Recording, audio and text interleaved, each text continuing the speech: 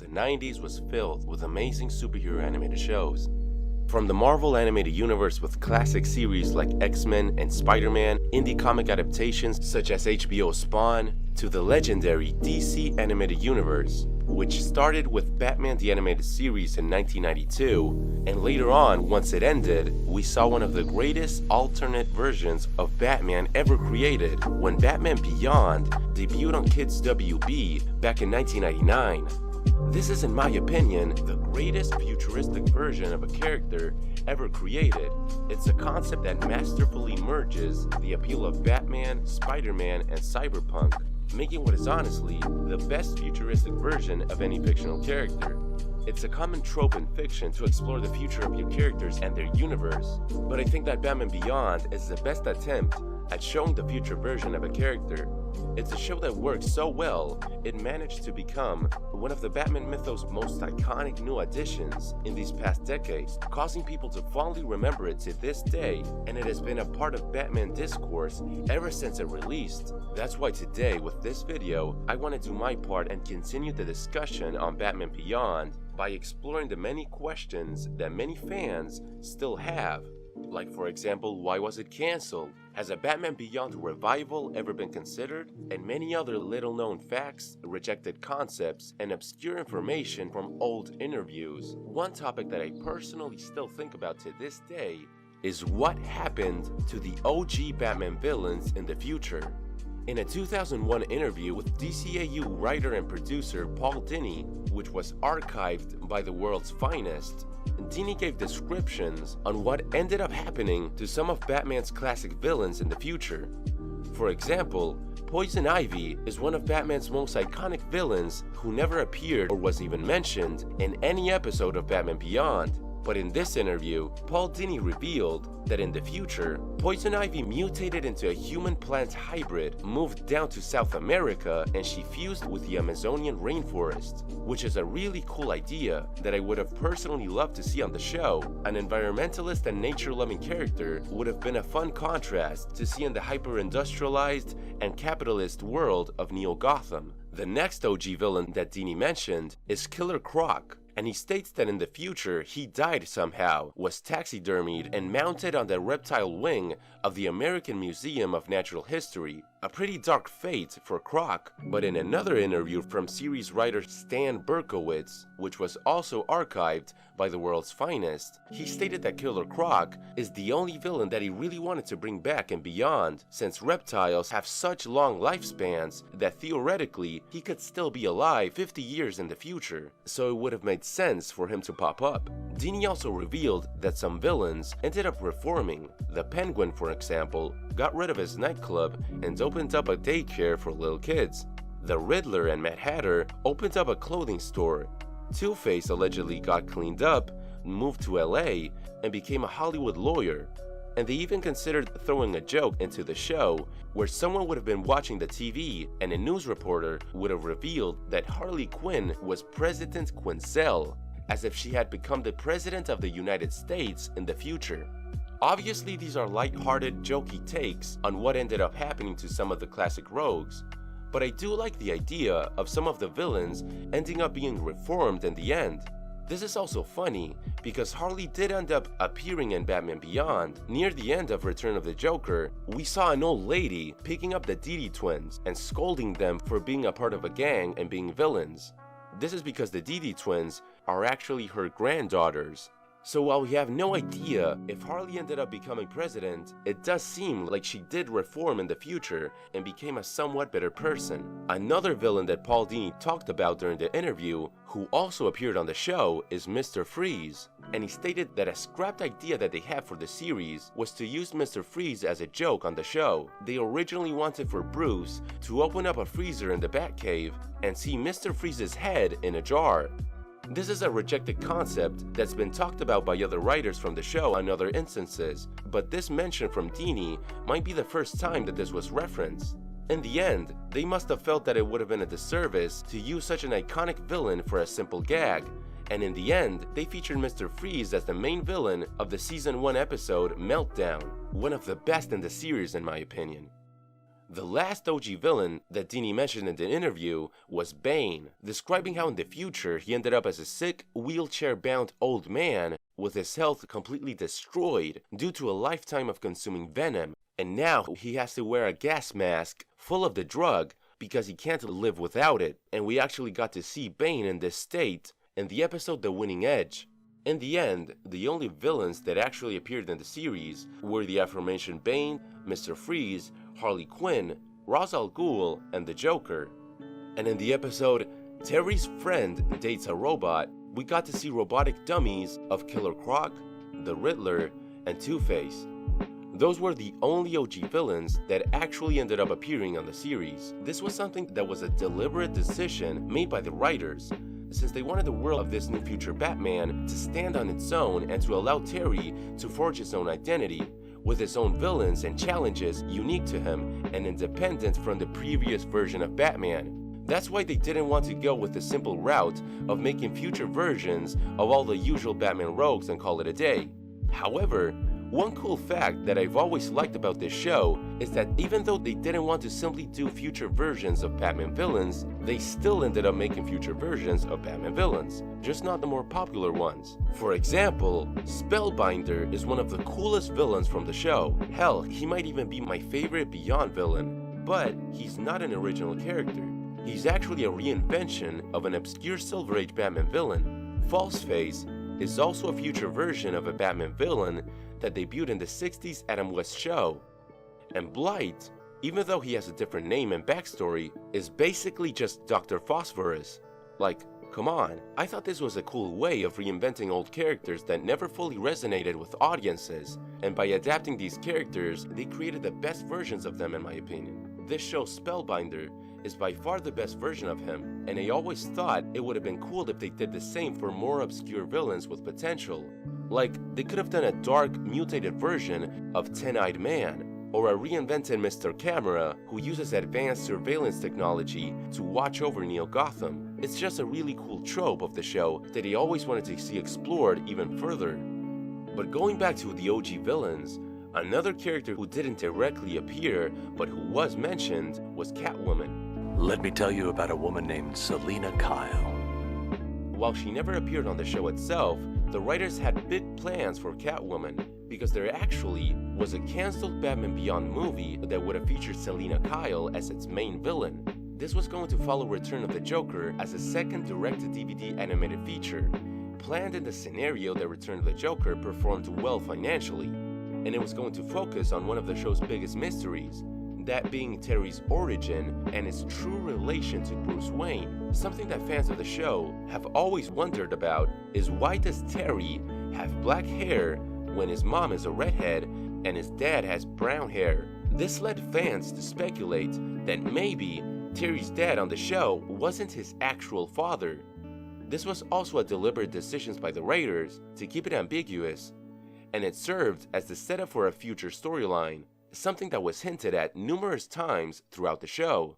The earliest instance I was able to find that this cancelled movie existed was in a 2001 Bruce Timm interview with Toon Zone, where they asked him if there were any unproduced storylines that he wanted to tackle on the show, and he talked about a potential direct-to-DVD movie with Catwoman as a villain that was pitch black and too dark for it to be produced. Years later, during Comic-Con 2019, Bruce Timm would be asked once again about this potential project, and he would shed some light on it, revealing that the movie would have focused on Terry finding out that he's actually a clone of Bruce, and Catwoman was the one responsible for creating him, since she wanted to make a perfect Batman that always obeyed her, and Terry would have had to fight against Selina and also a clone of his. There's a fantastic video made by Watchtower Database that already covered this potential movie in detail, and it's really great. So if you're interested, I'm gonna leave a link to the video in the description because it's well worth checking out. Also, I imagine that some of you realized that this potential storyline was eventually explored in the DCAU during the Justice League Unlimited episode, Epilogue, which also revealed that Terry was actually a genetic clone of Bruce and technically his son in a way, but he was created by Amanda Waller instead of Selina Kyle, which makes a lot more sense. But personally, I've always thought this idea was bad, like really bad. A lot of Terry's original appeal is that he was a normal middle-class kid with a troubled past that managed to earn the mantle of Batman by proving his true character and good nature. But by making him a genetic clone of Bruce, it just gives out the message that only those with Wayne blood are worthy enough of becoming Batman. It gives out a really troubling message that turns Terry into yet another boring chosen one type character that was always meant to become Batman. And most importantly, this whole clone reveal is just way too convoluted. Beyond it being a bad idea, it just unnecessarily complicates everything. And it answered a question that didn't need to be answered in the first place. But anyway, it doesn't matter. It's a reveal that is easy to ignore, and a lot of comics that have continued the Beyond universe have also ignored it. A lot of people just really didn't like this idea, and allegedly, not even the writers fully agreed on making this clone reveal, and only Bruce Timm really advocated for the idea. Ultimately though, the Catwoman movie never happened because Return of the Joker didn't really sell enough to justify a sequel, and it was also very controversial at the time for its dark and mature content. This was actually the first PG-13 Batman animated movie, and it had to be heavily edited due to the controversy following the tragic events of the Columbine shooting in 1999, where in its aftermath, a lot of television shows, especially those aimed at children, started censoring themselves more heavily to avoid showing violent scenes that could be imitated by children or emotionally triggering. So a lot of animated shows and movies produced around that time had to be changed abruptly. Due to this, the Return of the Joker had to be censored, and a scene where the Joker gets shot and killed was switched for a new alternate scene where he gets electrocuted instead, which is still really violent, but whatever. Another thing that had to be censored from the movie was a deleted scene where Bruce would go to the ruins of the abandoned Arkham Asylum with Terry following behind him. He would enter the destroyed building and see a terrifying looking Joker dummy laughing maniacally.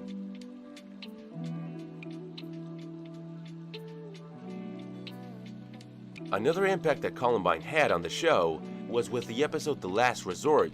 According to Steve Berkowitz, the episode had to be retooled because the original pitch was a dark and gritty prison story, but it had to be rewritten due to the stricter guidelines around sensitive subjects. An infamous rejected episode idea was a script that Alan Burnett wrote for an episode where Dana would break up with Terry for constantly standing her up due to being Batman and not making time for her, and during this breakup, Terry would end up making out with Max. Bruce Timm allegedly hated this idea, and most of the writers were overall pretty lukewarm with Max in general. She was introduced into the show as part of a number of studio mandates that were given by the network starting with season 2, since they wanted to focus on more storylines that were set in high school and explore the teenage characters more. And Max was created as a means to give Terry a close ally with whom he can relate and share his secret with. This shift in focus to the high school side of Terry was a pretty big departure from most of season 1's storylines, which had more plots involving corporate corruption. It's something that the writers decided would be cool to explore early on, since Batman the Animated Series focused more on street-level or blue-collar crime. For the new show set in the future, they wanted to focus more on white-collar crime, to showcase how Gotham's class divide got even worse through the years, to move crime from the streets to the boardroom. But from the network's perspective, this focus on such an adult topic worked against the initial purpose of the show's conception.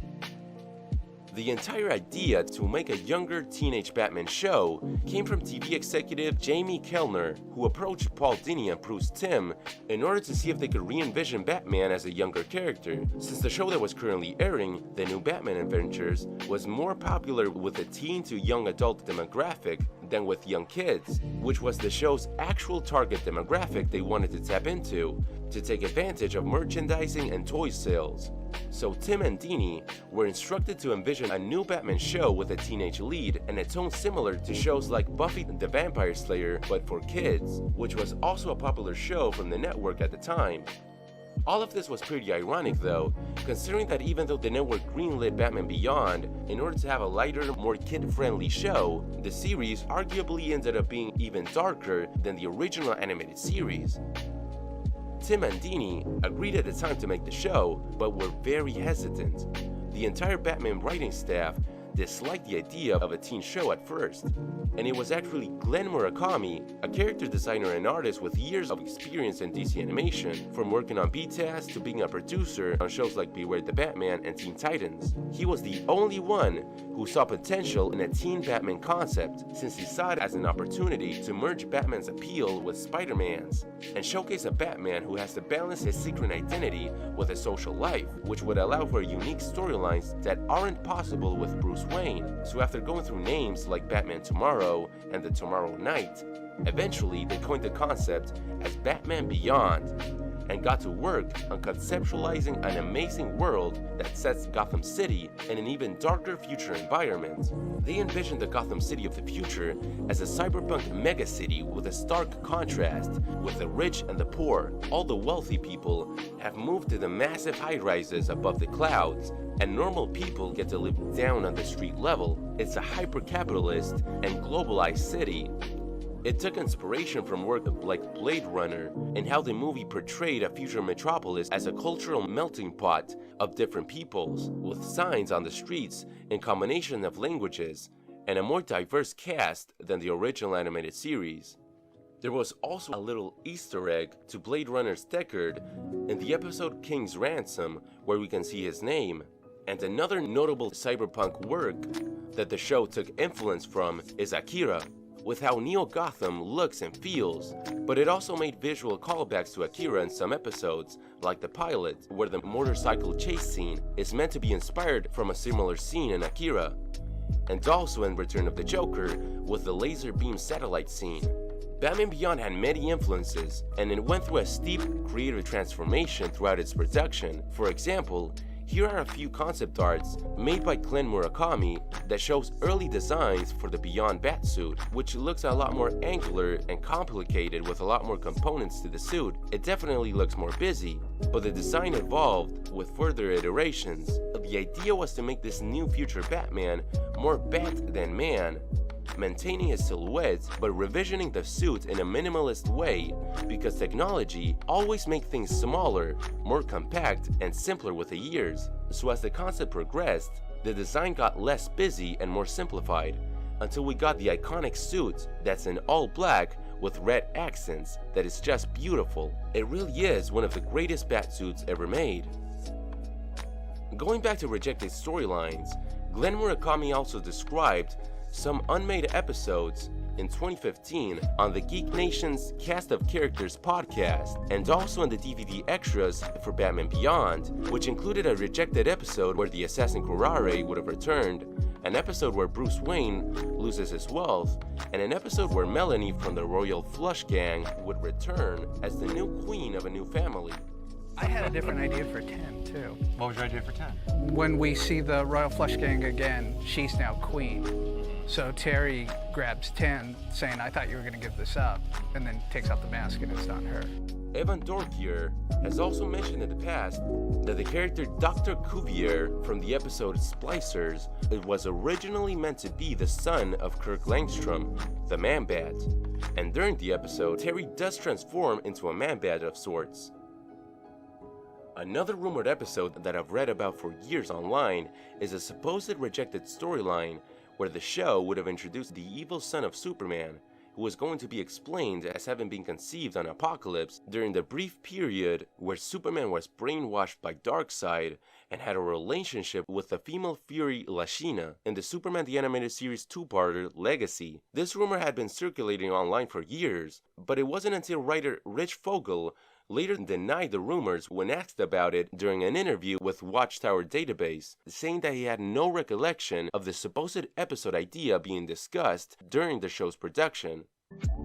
An actual rejected idea from the show is that in the episode The Call, the same episode where we saw Superman and Justice League in the future was actually meant to feature Wonder Woman as a member of the Justice League, but they weren't given permission to use her by Warner and DC due to legal issues. I mean, I know that there was some kind of problem, we couldn't use Wonder Woman or something at that time, so that's why we substituted Big Barda for her. And another rejected idea from the episode was showing Superman caring for an elderly Lois Lane, but they ended up passing on the idea. These were some cool ideas in my opinion. And even though we didn't get to see Wonder Woman during the call, we did get to see her in the Batman Beyond 2.0 comics eventually, where in that continuity, it was explained that she never appeared during Terry's original adventures because she was living in the universe of the Justice Lords, where she actually developed a relationship with Lord Batman, and both of them fought a resistance against Lord Superman. I think it would be an understatement to say that Batman Beyond was well received. It won 2 Daytime Emmy Awards, 2 Annie Awards, and is fondly remembered to this day because of its great understanding of the Batman mythos and its amazing reinterpretation of it. So considering that despite some initial backlash, in the end, it was still well received even when it originally premiered, then why was Batman Beyond cancelled? Well, back in 2019, the website Shack News had an interview with writer Bob Goodman, and according to him, the biggest factor in the show not getting a 4th season were its ratings, since they weren't meeting the numbers that Warner Brothers had originally envisioned.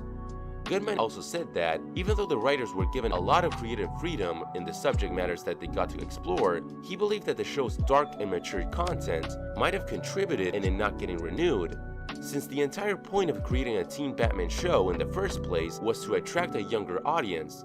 So seeing that Beyond still mostly appealed to a more mature audience like the rest of the DCAU, and it didn't align with what they had envisioned for the show, they simply allowed the show to reach 52 episodes, which is the amount of episodes a series needs in order to get syndicated on television, and it simply didn't renew it for a new season. Still though, I can understand it being cancelled. 3 seasons is a lot more than some shows get, so it could have been much worse. But still, considering just how fondly remembered the show is to this very day, I find it insane that there still hasn't been some kind of TV or cinematic revival of Batman Beyond, though it hasn't been for lack of trying. Back in August of 2000, multiple news outlets reported that Warner Brothers was developing a live-action movie adaptation of Batman Beyond, which would have been based on a screenplay written by Paul Dini and Alan Burnett, and it would have been directed by Boaz Yakim, who reportedly wanted Clint Eastwood to play Bruce Wayne. This was only one of multiple Batman movie options that Warner Brothers was considering after the financial and critical failure of Batman and Robin. And in the end, they ultimately passed on the idea of making a Batman Beyond movie in order to make a more traditional Batman film, and eventually, we got Batman Begins in 2005. The next news that we had about a Batman Beyond movie was back in 2019, when news website Geeks Worldwide reported that Warner Bros. Animation was working on an animated movie based on Batman Beyond that would have had a similar visual style to Into the Spider-Verse. And later, in March 2023, it was reported that the movie would be based on a screenplay by Daniel Casey. But no official announcement has been made by either Warner Bros. Or DC, so who knows if this project will ever come to fruition, or if it's even real. A Spider-Verse-inspired Batman Beyond animated movie would be insane. Finally, the most recent case we have of a potential Batman Beyond project would be during the DCEU era films, since there have also been reports that there were plans for a solo Michael Keaton Batman movie following his appearance on The Flash, which would have taken inspiration from Batman Beyond, and the project was being worked on by Christina Hudson, a screenwriter who also wrote the scripts for Birds of Prey, the cancelled Batgirl movie, and the aforementioned The Flash. She has also stated that her script for a Michael Keaton Batman Beyond movie would have included the return of Michelle Pfeiffer's Catwoman, so it would have likely continued plot threads from the Tim Burton movies. In the end though, nothing ever came of this. As most of you know, after the Warner Discovery merger, there was a restructuring of DC's output on film, leading to the appointment of James Gunn and Peter Safran as the new creative heads of DC Studios, and the plans for a DC cinematic universe that had Michael Keaton as an elderly Batman were abandoned. So even though it's been more than 2 decades since Batman Beyond ended, it's clear that both DC and Warner see the potential in the concept, and there's been multiple attempts at reinterpreting the idea once again. As of me recording this video, the last official piece of animation that we've ever seen from Batman Beyond since the show ended was a short animation premiered back in 2014 to coincide with Batman's 75th anniversary, and it's awesome because it was animated by the late great Darwin Cook, a legendary comic book writer who also had some work in animation. For example, he was responsible for the amazing intro of Batman Beyond. And there's still a lot of unresolved plots and loose ends that the show never got to resolve that they could tackle if they choose to do a revival at some point. For example, there have also been rumors online that network executives pressured the writers to introduce a female superhero that would have had adventures with Terry in the future, and it's always been rumored that maybe it would have been a Beyond version of Batgirl or maybe the Huntress. There's also the question that if Terry is technically the son of Bruce, then what about Matt, Terry's younger brother? Because ever since the show was created, there have also been online rumors that maybe Matt was meant to become Robin at some point in the show, which didn't end up happening, but it did happen in the Batman Beyond comics a few years back. There's also the question of what happened to Blight. So clearly, there is still a lot of potential that the Batman Beyond world still has. The show was good, very good.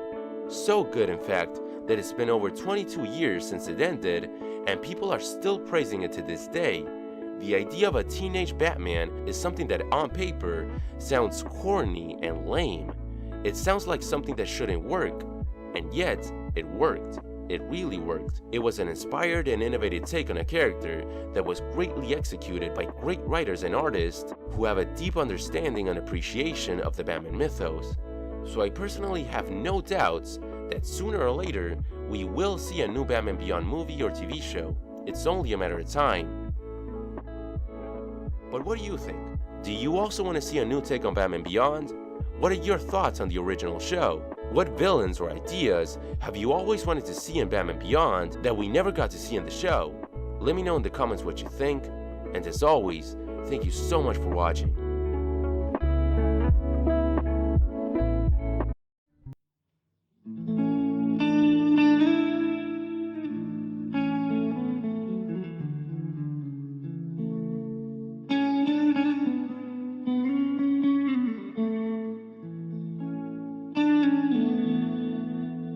Thank you.